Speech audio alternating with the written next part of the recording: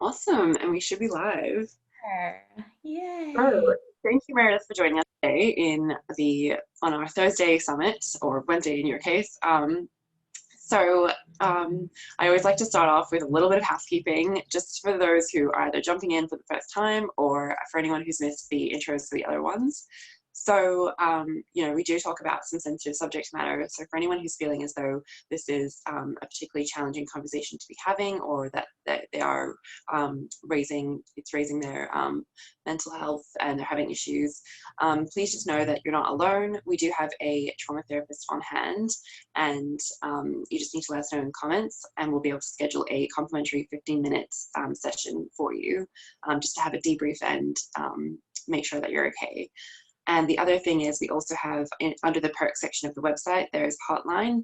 So if you do want to just reach out to someone local in your area, that's always an option for you as well. But please don't feel like you have to, struggle through some memories that might be being brought up as we discuss this. We definitely understand, and we want to be there to help. So just feel free to let us know in the comments.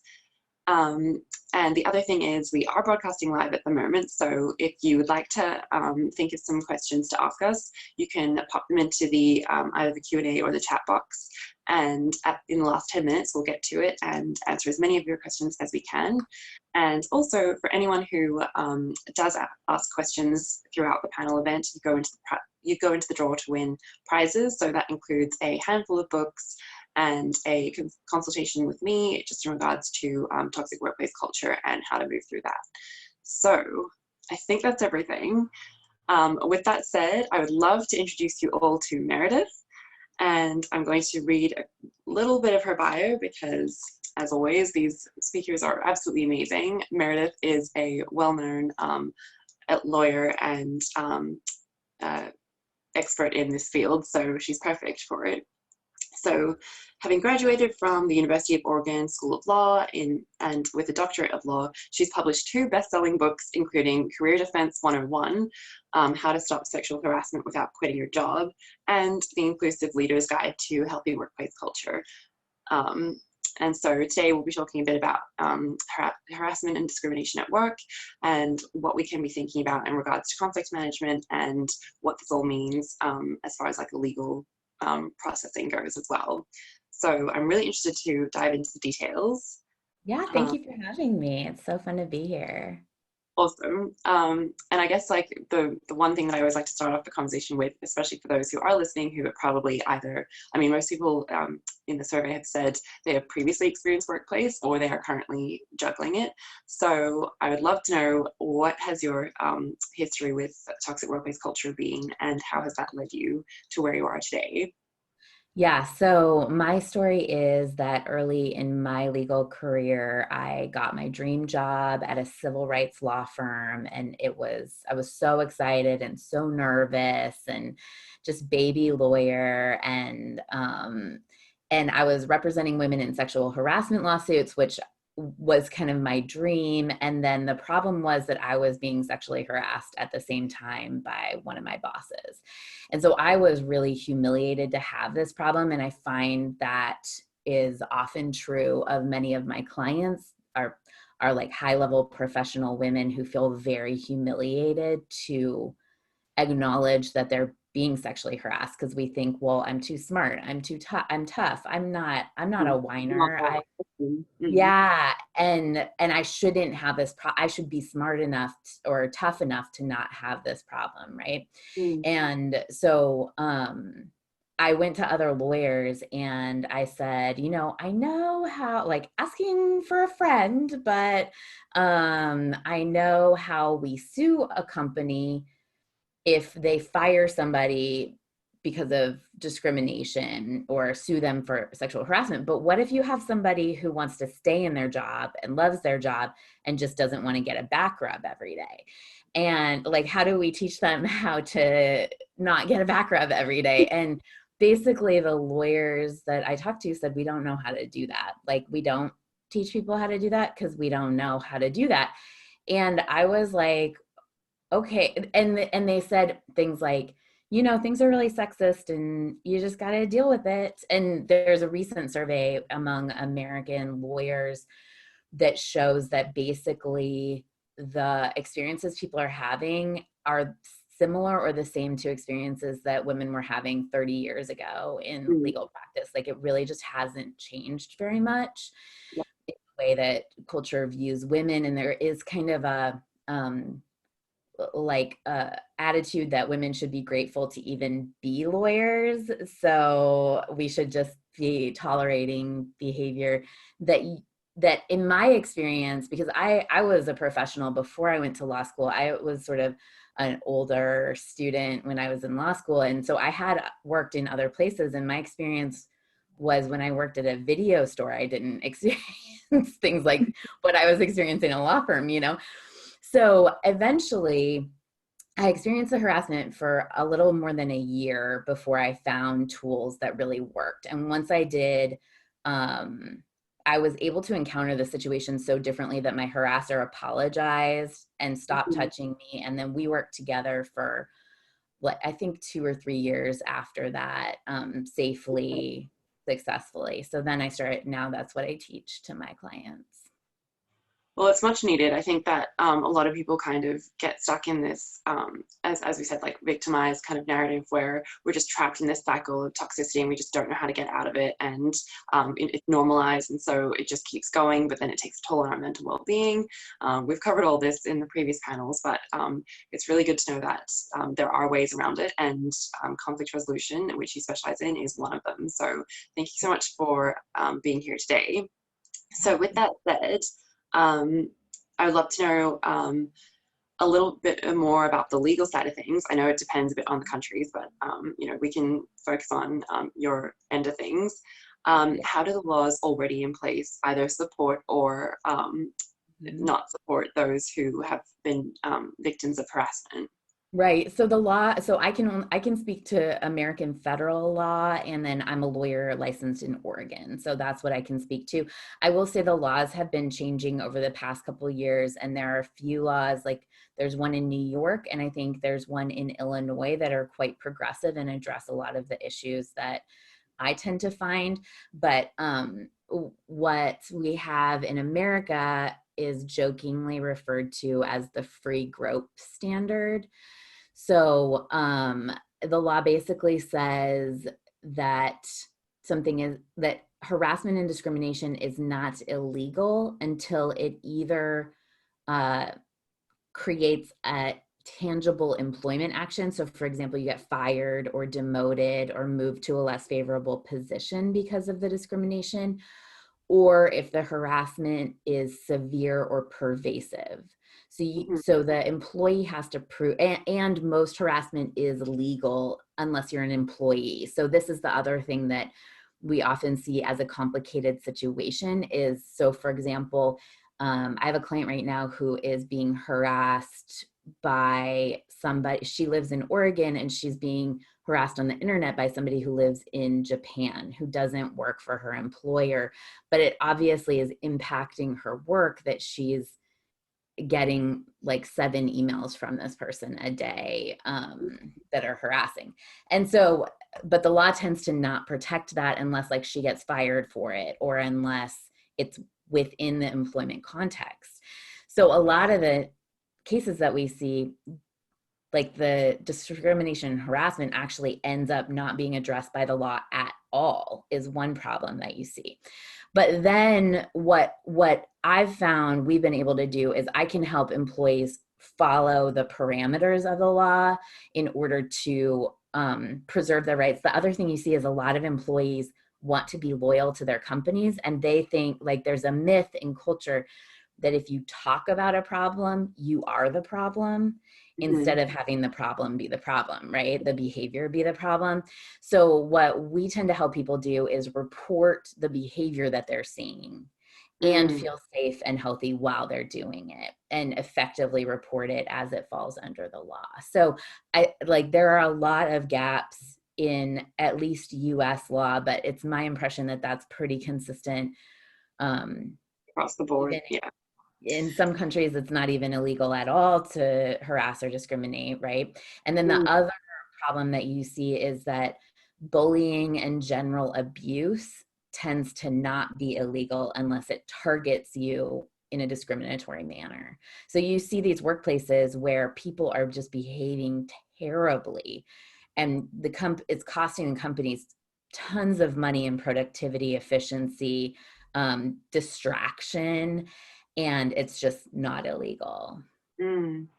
So Yeah, it's really disturbing to think that, we sort of rely on the law to keep, to keep this equality and to feel safe. But then, as you said, there are so many gaps that just fall through and it's just not really accessible. So at the end of the day, we have to rely on our own means to resolve these kinds of issues. and I think that this is what perpetuates that idea of, well, things are just really sexist. Like, you just gotta toughen up. You just gotta get more tough and more tough, which really just protects people who are having unacceptable and expensive behavior, right? Yeah. Like, you have to think, if you have a manager working for a company and he's just being rude to an employee, the research shows that that costs about 20 to 25% in productivity. So, like, you would think companies would be incentivized to have cultural health standards, but it's so steeped in culture that the person talking about it is the problem instead of the person having the behavior. Mm-hmm. And there's more and more studies that are revealing this kind of more like the bottom line cost of things. So I was reading recently, I think it's like $42 billion are lost Yeah. each year annually in presenteeism because of everyone who's essentially impacted by this negative or toxic workplace culture, and they just can't function and perform at their best. So yeah, it really is a massive issue.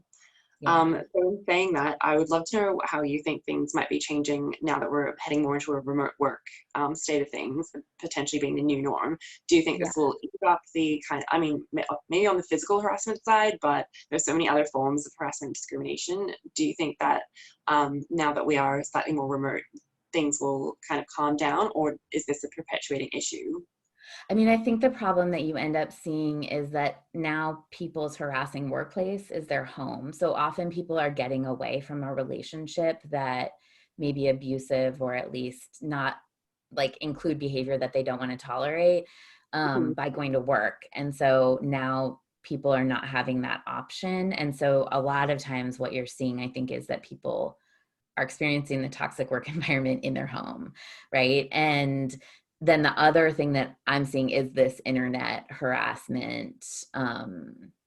Like, people can be harassed by phone. It's verbal, not physical, in those scenarios. But I define a toxic work environment as any work environment where we are tolerating behavior that we don't want to tolerate. And so I think that that takes many forms, and that we all get to define what we're willing to tolerate and what we aren't. I think that if in some scenarios it's going to be easier for people, but for example, I think that another problem is that there are massive layoffs happening right now, and that can be a method of disguising discriminatory actions, so. So it's like we've had to make some cuts, and unfortunately, these problem people who we've been looking at ways of removing for a while, they're the first to go, but it's all part of what's happening anyway. So Right. it's that you brought that up. Mm-hmm. So I guess I'd also love to know in regards to how, I'm just gonna double check, 1 second. Yeah, so you specialize a lot in, conflict management and that side of things. I'd love to know how you generally approach this issue and what your services offer. Yeah, so the main way that people work with us is through a cultural health training and certification that we do. So that includes anti-bias training, healthy boundaries training, and how to manage environments where there's behavior that we don't want to tolerate, and how to be productive with that.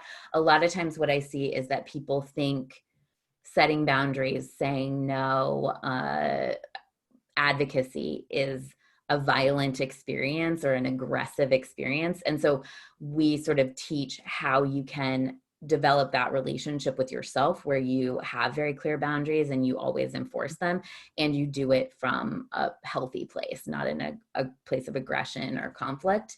We often work with our main people that come to us are people who are experiencing sexual harassment in the workplace. And they either want to negotiate a severance and leave the workplace, or they want to understand how to encounter it from a healthy way. So then we help them, if they're transitioning out, we also help them get into a better situation, whether that's building their own business or getting a new job that they like better, so that they minimize the impact. But often we also work with employers where there is a conflict in the workplace and the employer asks us to come in and provide cultural health training. So that's the main way that we. It's really great to hear that you work in the preventative space as well, because like you said, by the time it escalates, it's too late. We shouldn't have to reach that point where someone, feels completely violated before it's taken seriously. So the fact that you sort of intervene at the right time really can be the difference between someone recovering their career and their well-being and someone who's just left to suffer alone. So, and then on the employer side, we also see the problem where employers often minimize in their own minds the impact on the entire work environment if you're having turnover. So they'll be, I've had employers say to me like, well, we have like a 20% turnover, but we fired everybody, so that's okay. And they don't see that the cost impact and the productivity impact for the other employees of watching everybody get fired. And often what you see is if there's a complaint about somebody, that's sort of the tip of the iceberg. And there's often more people who have been impacted by that behavior, and you're losing good people by protecting people who are having problematic behavior.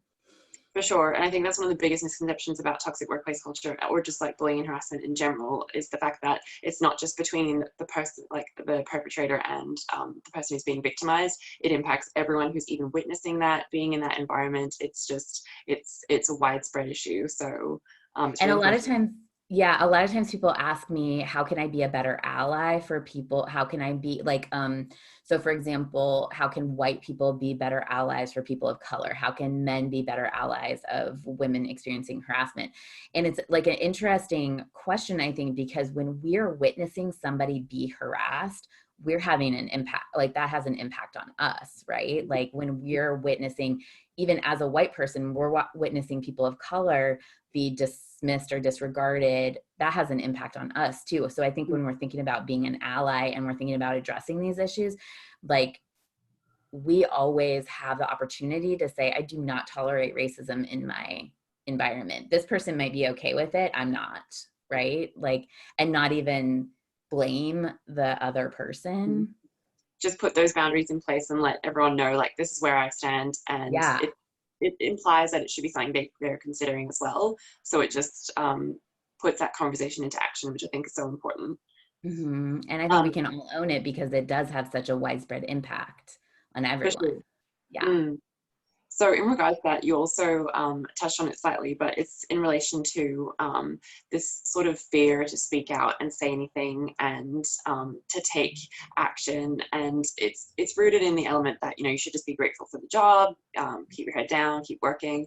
But it seems like there may be some other factors that are increasing this level of fear to speak up or make a change. How do you think this plays I into? mean, when I first started my practice, and even when I was at my old firm, the thing that I would see most commonly was that somebody was experiencing a certain type of behavior of harassment or discrimination for like 6 to 8 years before they would reach out for help. And I think that they were facing what I faced, of having the response be, well, that's just how things are, toughen up.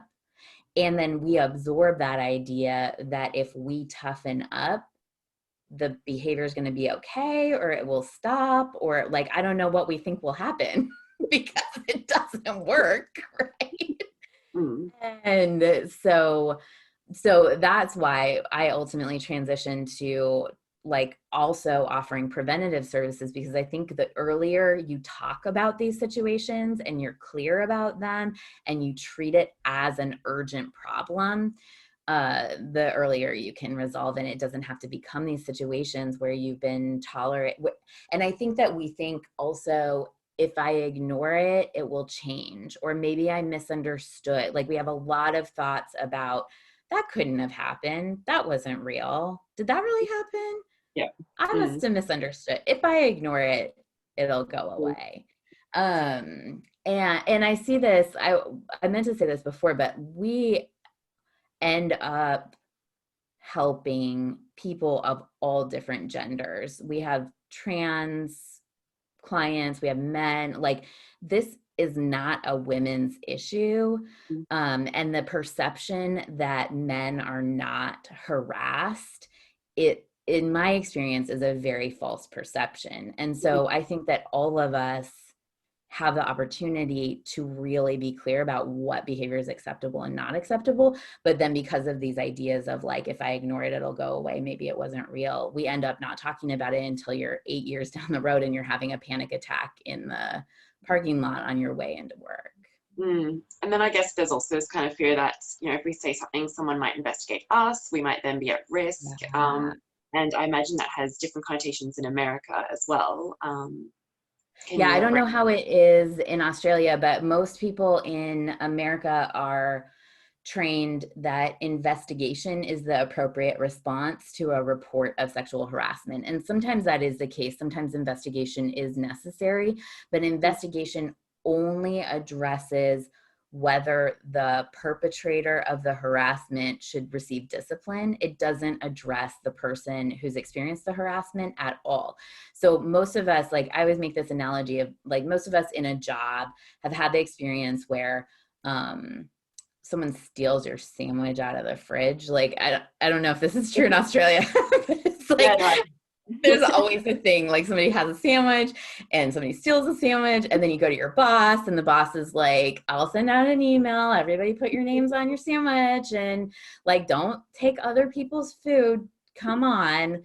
And that's always right. Back to being a kid. Yeah. And that's what we're used to receiving as a response to workplace problems is like, oh, I'll take care. I'm so sorry that happened. I'll take care of it.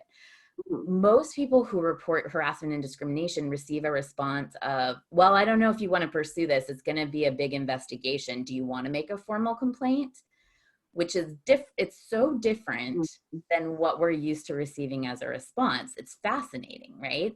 And so then we're like, well, no, why do you need to, you never didn't believe me before. Like, why do you not believe me about this? And so like, it really, I mean, the estimate is that 75% of incidents go unreported, of actual illegal incidents go unreported. And there's a reason, you know, it makes sense, right? I actually talked about this really briefly in the previous panel session, but it was about the idea of framing. So how you word a question can make a huge difference between how someone feels comfortable to respond to that. So you touched on that as well. Yes, totally. I think that that's such an important point because we frame questions like, couldn't it have been a misunderstanding? Obviously invites you to say this was just a misunderstanding, right?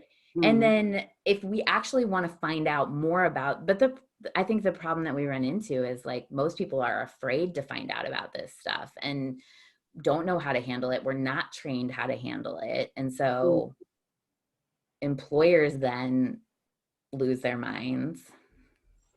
And that actually ties in really well with something that you're sort of known to say, which is conflict is optional and sometimes useful.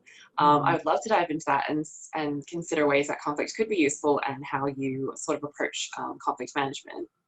Yeah, so I think that conflict, like most of us spend a lot of time and we're sort of, it makes sense that we do this. So I'm not criticizing it at all. When we're children, we need to have our parents agree with us. We need to have them be on our side in order to survive. We need to track how they feel about us. Like there are all these biological reasons that we need our parents to like agree, believe us. But then as we become adults, what this sort of trains in us is that we think that other people need to agree with us in order for us to be successful in what we do, right? So you see a lot of people get really fixated on other people disagreeing, or even when we're talking about gaslighting situations, like get very fixated on an employer not acknowledging an experience, right? And it totally makes sense that we do this. But the problem that happens is then we've given all of our power over to somebody else who's wrong. And we're thinking that we have to convince them that they need to be right in order for us to be safe and move forward and be successful, right? Gives them all the power. So what I believe is that conflict is a starting point for creative solutions. But the only way that you can get to a creative solution is if you know the outcome that you want and what your goal is, right? So if you're focused on an outcome, if you're focused on a goal, then there are 100 ways to get to that goal. And people are gonna be wrong, right? There are gonna be other people who have wrong opinions or other people who have alternative, reasonable opinions. But if we get hooked on other people being wrong and it not being okay for them to be wrong, then we sacrifice the outcome and the creative opportunities. And then you also become more receptive to everything that they do or don't do, and then it just feeds into that narrative of you're essentially like bouncing off. They're leading the conversation, and you're just going along with it, and that's that wouldn't be the best way to resolve something when they're trying to overcome a situation that has been put in front of them. So it makes sense. Yeah. So when I'm teaching I always teach that advocacy is an invitation. Boundary related advocacy is a clear yes or no and inviting somebody to change their behavior. Advocacy related to a goal is just like, hey, we're going towards this goal. Do you want to come along? Right. And it doesn't require the other person to be right. And I think that, yeah, exactly what you said. I think it just gives, so my experience, obviously, like, I don't know how lawyers are in Australia, but like lawyers in America are notoriously combative, argumentative people, right? And so I talk to lawyers all day long, and like most of us like to yell and argue and find problems and be critical or whatever. And but then every once in a while you have somebody who is exceptionally rude and combative. And so I had this one opposing counsel that I was working against, and he would send me these letters every week telling me what I did wrong and how like I was ruining everything and terrible. And I would get the letter and I would like, like, what did I do this time? Am I wrong? And then I was like, okay, what if I believe that like this is a gift? Somehow he's giving me a gift. And if I treat it as a gift, I'll be able to see some way that it's a gift. And it's okay that he's wrong about me. It's okay if he's right about me. Like if he's right about me, then I get to correct something, right? And this ended up being this, so I would get the letter and then I would stop and be like, okay, where's the gift in this letter? Like, what am I gonna see? And literally every letter he sent me told me his theory of the case. And it ended up being like what ended up happening is through all of his actions, it became clear that his client had destroyed evidence that was crucial to they ended up losing because of this. But if I had been defensive about it, I wouldn't have seen everything that was in there. So it's such a fascinating process. Yeah, that's amazing. And taking that step back actually gives you more power because you can see the whole picture, and it's less about you being receptive to this behavior and more about you looking at, okay, what might be motivating this? How can I overcome it in my own way? So right. And it's not to say he was acting appropriately, like he was being ridiculous, but that didn't necessarily need to impact me in a negative way until I had the choice to let it or not, I guess. That's such a good note to consider as well. So yeah, obviously you're pretty familiar with the idea of like cognitive bias and just kind of not like there is so much dissonance in regards to these kind of situations where you are met with conflict, then all of a sudden you're trying to find ways to like excuse the conflict or make sense of it. And I feel like the logic can get quite warped, especially when it has been internalized or personalized in this way. So how do you think this might play into factors when realizing what might be going on in regards to harassment and discrimination? Yeah, so the main thing that I see happen with people is everything that you're thinking now, everything that you're feeling now is 100% reasonable. Nobody would criticize it. When somebody behaves a certain way and we feel terrible, it is maybe 100% of the time totally reasonable. And so what I see happen is that people mistake a reasonable reaction as the only reaction. And so even though our response right now could be totally reasonable, there are 100 other ways to respond to a situation that may feel healthier to us. And I think we also get caught in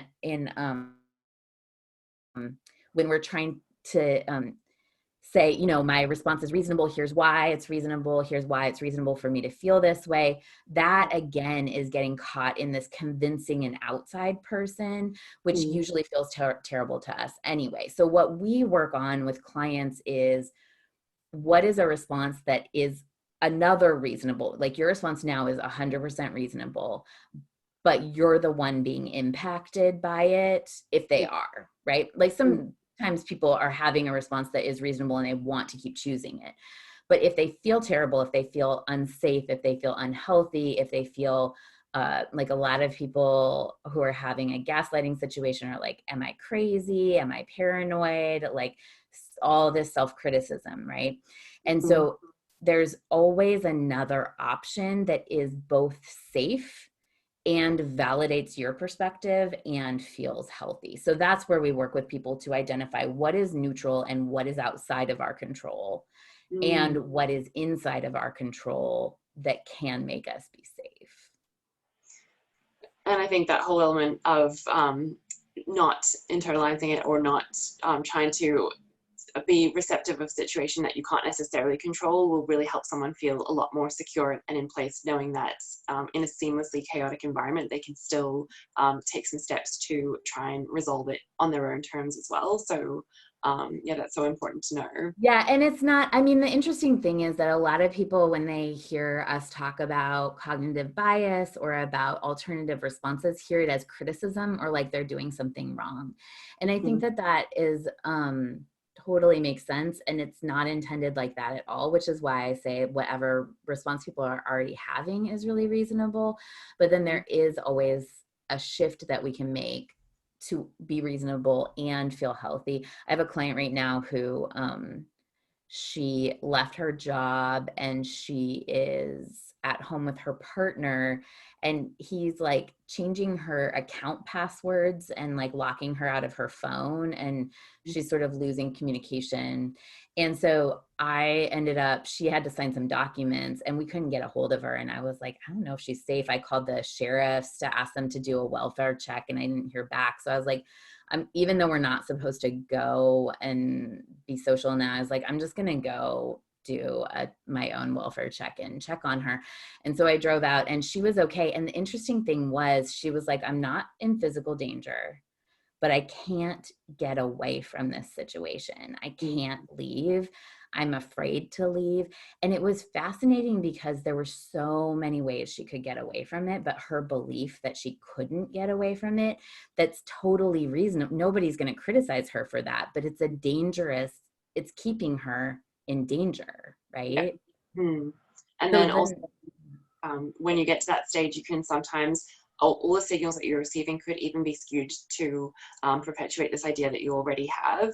yeah. So this whole thing of for example, I hear this a lot in my case, where someone leaves a toxic workplace environment and then they step into another one and they're like, it's happening all over again, the bullies are back. And I'm like, okay, let's just take a step back and realize that there are different situations, and it's so important not to have like a crossover between what may be actually happening and what you may be perceiving to be happening. And again, it's difficult because it's like the risk of gaslighting, but yeah. I think, as you said, like as long as you acknowledge the person, like acknowledge the element that yes, you have every right to feel this way, but just to separate that feeling from ways to actually be resolving it and be a bit more proactive than reactive. I think that's so important. I think we have a misperception that we've been taught, and there's a reason that we believe this, that another person's actions create our feelings. And we know that that's not true, because like a person could act one way and there could be 20 people in a room and they'll have different feelings about it, right? So the action doesn't create the feeling, our thought about it does. And we have many reasonable thoughts about how people should behave, but if they're painful to us, they are actually not stopping the behavior that we want to see stopped, right? So like, what I see is like, I think that people believe I have to feel humiliated in order for this to be discrimination or bullying, right? Which is not true. You can feel amazing and it can still be inappropriate behavior that's unacceptable. Exactly. Yeah. And Yeah. I think like there are a lot of high functioning people out there in the sense that it's, you know, they're still getting amazing reviews, they're still top of their career ladder, but they're experiencing harassment and bullying, and it is bothering them and it is taking a toll on their mental health. But because on the surface they seem like they've got it all together, it just continues this, you know, narrative. Yeah. And what I found was when I was feeling humiliated, I just withdrew. And I even started doing my work worse because I was so spun out about what was happening. But when I could just make a shift to feeling motivated and courage instead of humiliation, I could take a lot more action to actually stop the behavior. So important. Yeah. So on the flip side, what if you're the person being accused of either bullying, harassment, discrimination, something along those lines? Because as you said, if you look at the statistics, it's something like 1 in 3, and that means someone sitting next to us, if not us, has either been or have received this kind of like toxicity, which means that we really need to be looking at the behaviors that we're all exhibiting and whether this might be impacting someone else negatively.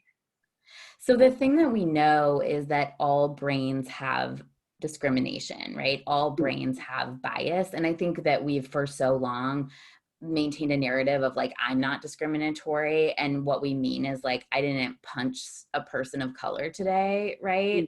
And that's just not what bias is. Right. And so we know from the numbers and from the statistics that our brains have absorbed discrimination. And this is true of how we think about ourselves too, right? Many women have self-discriminatory thoughts about what they deserve and what is possible for them. Many people of color have absorbed the cultural narrative, and totally reasonably. So I think that like, when we are trying to make a shift with this, we need to take a look at those biases, and we need to do it whatever side of the conversation you're on, right? So we were talking, I had this man come to me, and a woman had accused him of making an inappropriate comment at an event that he was running. It was like, there were people in, it was a race, and at the end of the race you could get a massage from a massage therapist, and he walked into the massage area and he made some kind of comment like, I'm so jealous that you get to touch these beautiful women, or something like that, you know. And so then she was offended by it, and she wrote a letter to him and said this was inappropriate. And then he did this interesting thing where he said, no, no, no, I would never say that, even though he agreed that he had said it, because he felt so defensive. And he knew that he would never intentionally be inappropriate with somebody. Like, he knew that he would never have the spirit to hurt another person. So he gets very defensive. And then she's like, now you're calling me crazy. And it escalated to this enormous situation where there were like funders who were going to withdraw their funding from the race, and it was turned into this whole thing.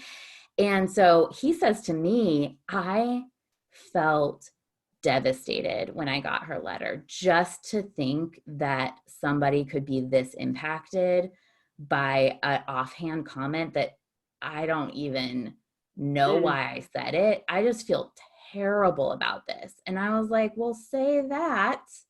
Let's lead with that. Yeah. And so he thought that if he acknowledged at all that he made the statement, that it would be like acknowledging that he had intentionally harmed her, right? Instead, and so what I think is we need to think about behavior that's discriminatory that we are all engaging in unconsciously, not intentionally, as the problem. Whether it's me that did it or somebody else that did it, that is the problem. So we need to become anti-bias. And that does not mean that I'm a bad person or I'm intentionally going out to harm people. It means I have a human brain that has a lot of errors in it. And if I also want to correct that, then we're both on the same side, right? So I think that people weirdly start to get on, they're like, on the side of harassment for some, they find themselves that way, and it feels like the only option. I think there's so much option to be like, you're 100% correct. I would never have intentionally, I feel devastated at the idea that you could be hurt by this. I would never intentionally hurt someone like this. And I agree that that behavior is totally inappropriate. We're on the same side. So it's essentially taking responsibility for your actions and not trying to handball it into, you know, saying, oh, everyone says that and dismissing it as a normal thing, or even. Well, you have to decide, right? Like, do you want to normalize it? And then you're on the side of that behavior. And maybe some of us are, like, there is some behavior that people find, like, we all have a variety. So for example, some people don't tolerate being in the presence of cursing, right? I am not going to stop cursing because of that. I'm on the side of cursing. And some people will feel negative feelings about it, and that will be hard. And I'm not going to say, okay, well, I guess I'll never curse again because of it. And so that's me taking a stance on the side of the behavior. And then we have to say, am I on the side? So there's this variety of experiences and behaviors that people have, and you have to decide, do I want to advocate for that behavior? Or do I want to take ownership that I also agree that it was inappropriate and I don't want to behave like that? That's so important. So just in regards to that as well, you're currently based in America, and for anyone who, is in any other element of the world, or even people within America, I would love to know a bit more about, you know, this idea about the right to work states and what this all means from like a legal perspective, and how harassment's being like handled. What are some like cultural elements that could be at play? Because I feel like that's in regards to the sort of hidden messages that we're told through society, and it's so important.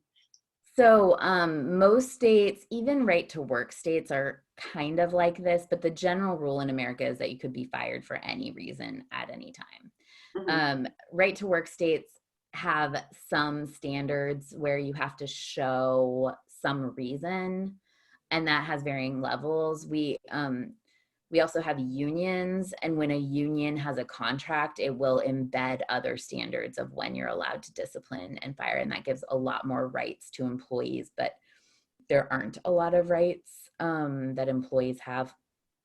And I think that the interesting thing that I see happen, and I could see this in myself when I was going through my experience, is that we're so afraid of getting fired. Americans are, and this is probably true other places, but the idea of getting fired is like you failed out of school and your teacher hates you and your parents are going to be disappointed and you've done something wrong. So much shame around getting fired. So instead, what a lot of people do is quit when they're experiencing a harassing or discriminatory situation. And the trick in the law is that that basically gives up almost all of your rights as an employee when you quit. So we're shamed into quitting, and then we lose our rights. So most employees are not taking advantage of the rights they had. So the shift that I had to make was I had to think, okay, I am willing to show up 100% for my clients, show up in my job, try and be creative, do everything I can. And I'm going to report illegal activity that I see.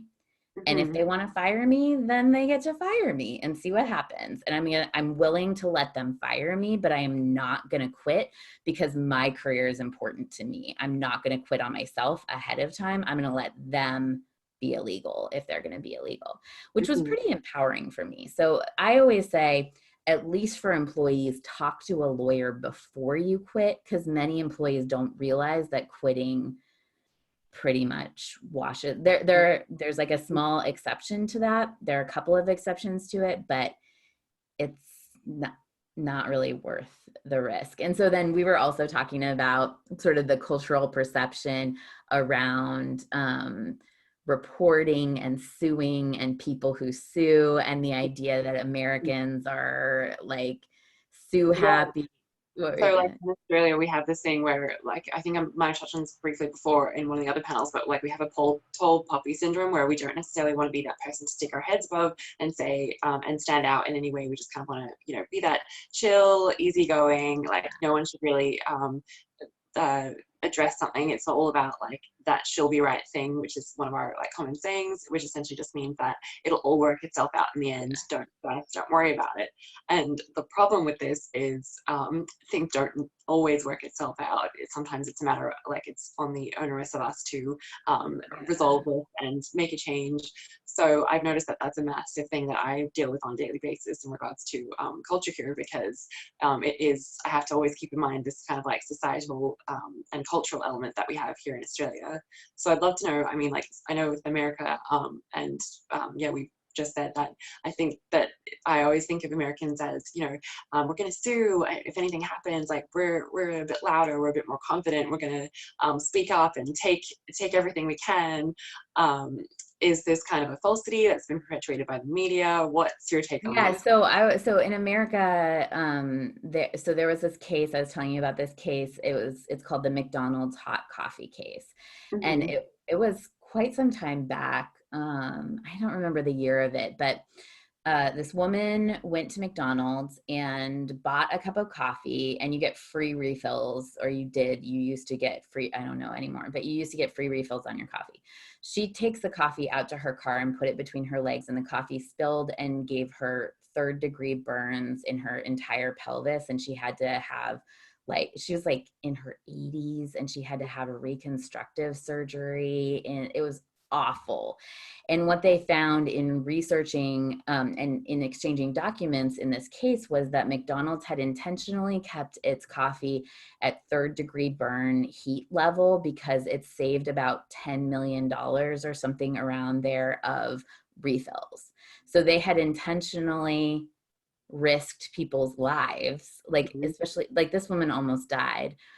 And so what McDonald's did, though, was then it invested another like $10 million in media about like how Americans are just sue happy, and like you get burned by a cup of coffee and you get millions of dollars. And this has had a massive impact on Americans' willingness to enforce their legal rights, and on like jury verdicts and this perception. But it also, like, I do have, most lawyers don't take cases when this is like a major red flag, but we have people who come to us and are like, well, I deserve $1 million. I quit the job and it wasn't that, but everybody gets $1 million when which is like just not how it works at all.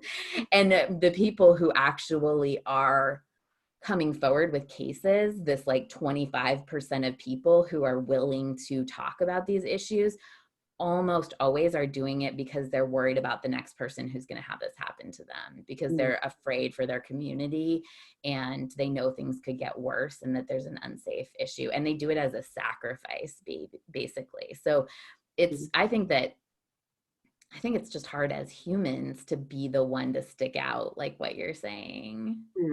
But then real change doesn't happen if we just continue allowing this behavior to be normalized. So yeah, it is hard, especially because I think that if someone's already experiencing that kind of toxicity, they've had the energy and life sort of drained out of them. And so to then have this extra battle of trying to overcome it and trying to, you know, address it, that can just, it's incredibly exhausting. So I can understand the hesitance around it, but at the same time, I think that yeah, it's so important to see both sides of the story. And that's originally why we incorporated all the cultural health training so every client who comes to me as a lawyer, because I do regular litigation on employment cases, every client who comes to me as a lawyer also goes through our cultural health training.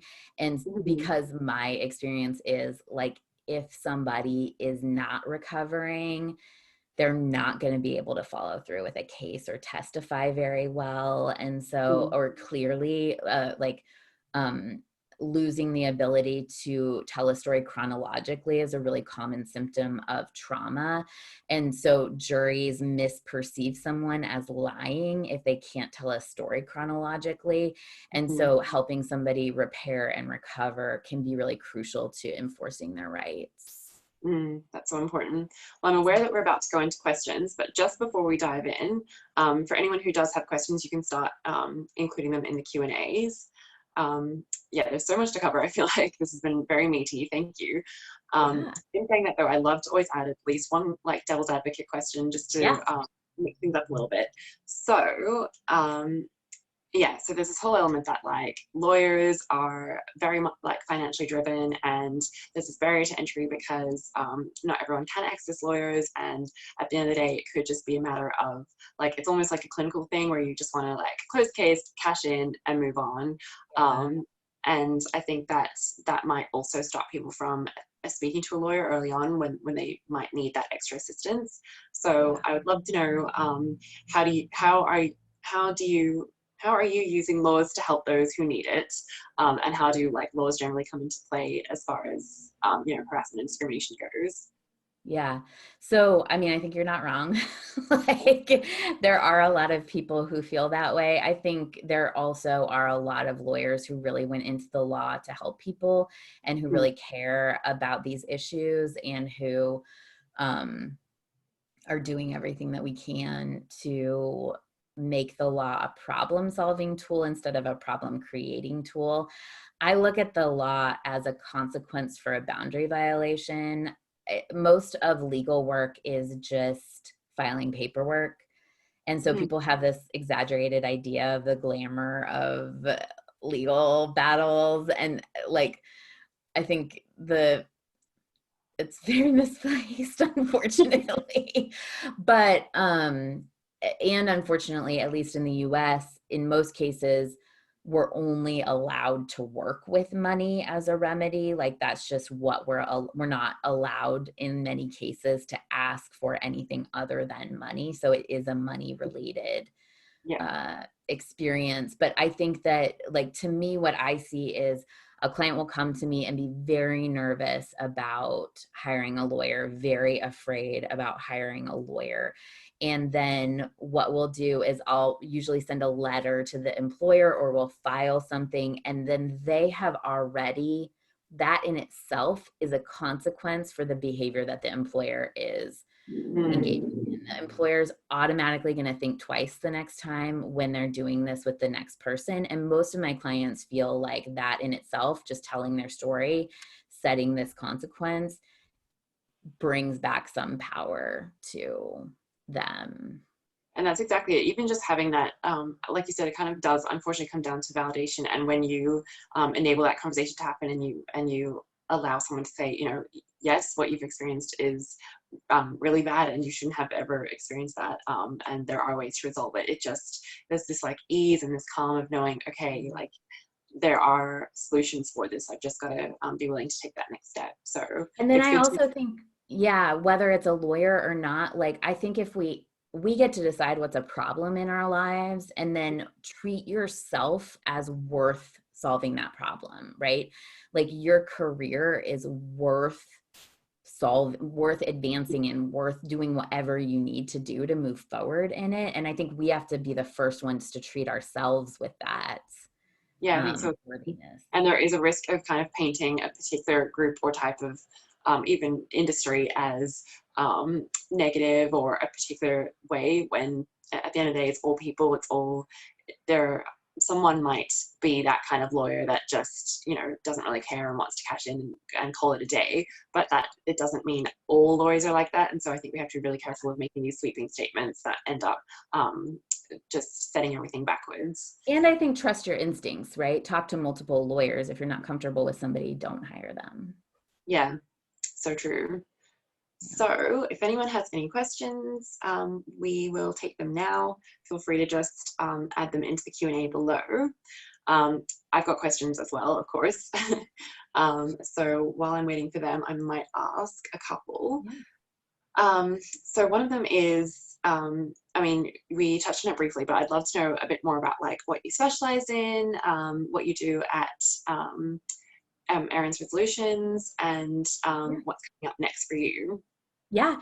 So I'm kind of transitioning in the way that we work in the business. I have a coach who works for me who does a lot of our trainings now. And so I'm transitioning to do a lot of like higher level work with people moving on in their careers and really recovering, and like if they want to start a business, if they want to like get a promotion, like how do you be the boss of your own life and like really take charge of that.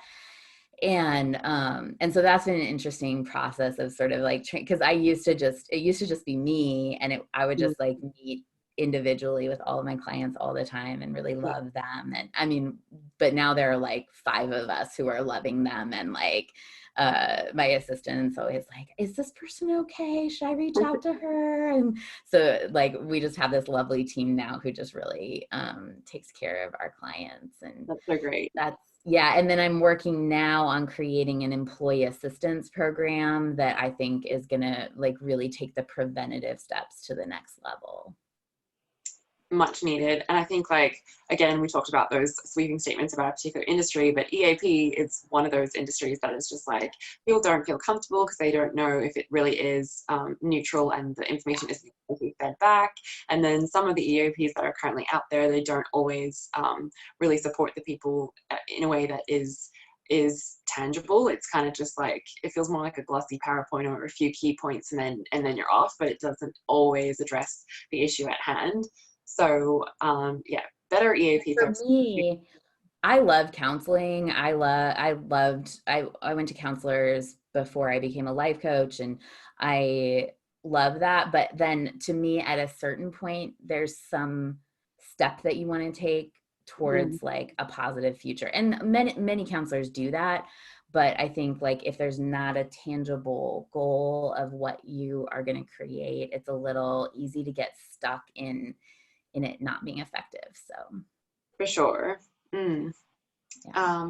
So along with that, what have you got? I mean, obviously everything's kind of up in the air with COVID-19 at the moment, and we don't really know where it's all headed. But I would love to know in general what you've got mapped out for 2020, or if someone wanted to reach out, what's your... Oh, yeah. So I would love to offer your audience free copies of my books if they would like that. That'd be amazing. Yeah. And so there are 2 ways to get them, whatever's easiest for you. The one way is go to careerdefense101.com, and that's career defense, the numbers 101.com. And they are there. The other way is you can just send us a text message at my office, and I can put that in the chat, but I'll also tell it to you guys. So our office number is 458-221. I'm going to jot this down into all the things. 1 second. Okay. I'll link everyone in the comments with this. Here we go. Okay, yeah, Career Defense 101. And then you can also just go to careerdefense101.com. It doesn't even have to be the Eris resolution. For some reason, it didn't trust Australia. Oh, really? I'll try and get it again. 1 second. Fix it then. Let me see. Oh, you know what? No. It like redirects, I think. Yeah, it just redirects the Career Defense 101. Yeah. So I'm typing it in. Cool. Yeah, easy. Yeah. Or text me at 458-221-2671, and we'll send it over. Just say that you saw us here, and we will send that right over. So I'm always happy to we give everything I teach away for free. I am always happy if that works for people, if they can solve their problem with that. I'm not somebody who can do that. So I always have a coach. I always have somebody that I'm working with. And if that's you, don't be embarrassed about it. Or if you know somebody, a lot of times what I find is we all know somebody who's not taking action to solve their problem, or who's feeling stuck or unhealthy at work. So if you know somebody like that, reach out, text us at the 458-221-2671. I'm on Facebook, Instagram. You can email at whatever is comfortable to you. Feel free to reach out on behalf of somebody else. I'm happy to talk to you about how to. Well, thank you so much for everything, Meredith. I think we've all found this incredibly insightful, and it's really refreshing to know that you are tackling an issue that is very much swept under the rug in everywhere across the globe. But yeah, I think it's just been important to know that there's someone out there that we can reach out to, and that there are ways of resolving conflict before it escalates. So thank you so much for everything. We really appreciate it. I really appreciate you having me. Thank you so much. Thanks, everyone. We'll see you at the next panel event. Speak soon. Yep.